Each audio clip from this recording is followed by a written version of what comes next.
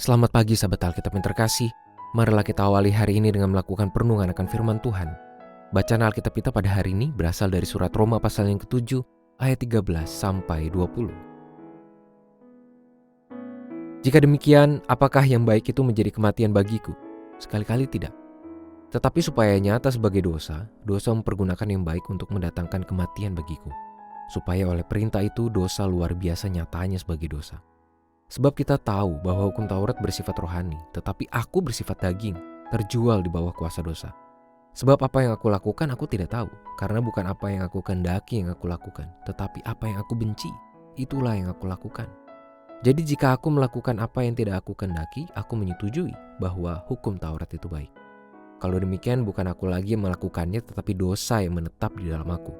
Sebab aku tahu bahwa di dalam diriku yang bertabiat daging, tidak ada sesuatu yang baik.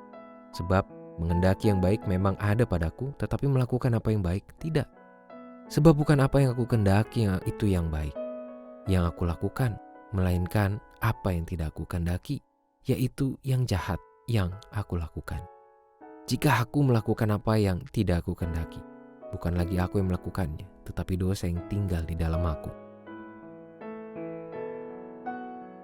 Salah satu tantangan dalam menjalani diet pola makan adalah menahan diri untuk tidak mengkonsumsi makanan dan minuman tertentu yang kita suka, namun memiliki dampak yang berlawanan dengan tujuan diet itu sendiri.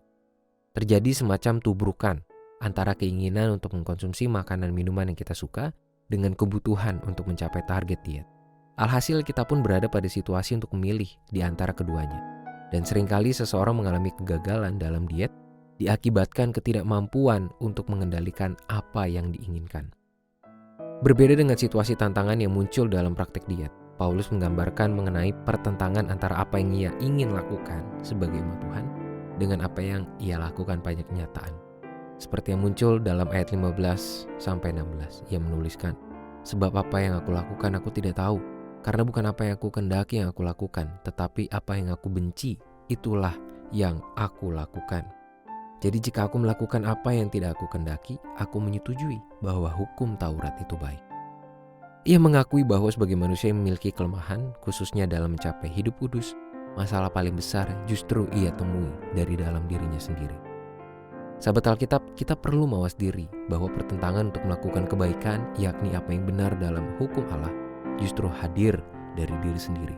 Kita tidak cukup sekedar mengetahui tentang nilai baik dan berakhir pada keinginan untuk melakukannya, melainkan kita wajib mewujudkan itu sebagai kenyataan hidup keseharian.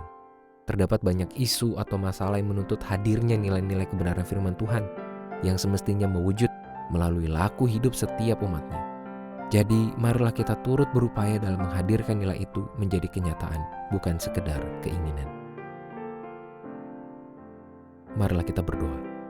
Tuhan, terima kasih untuk setiap akses bagi kami untuk menerima kebenaran firman-Mu.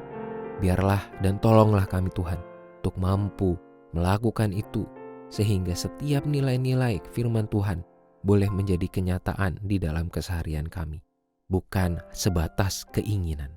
Hanya di dalam nama Tuhan kami Yesus Kristus kami berdoa dan menyerahkan kehidupan kami. Amin.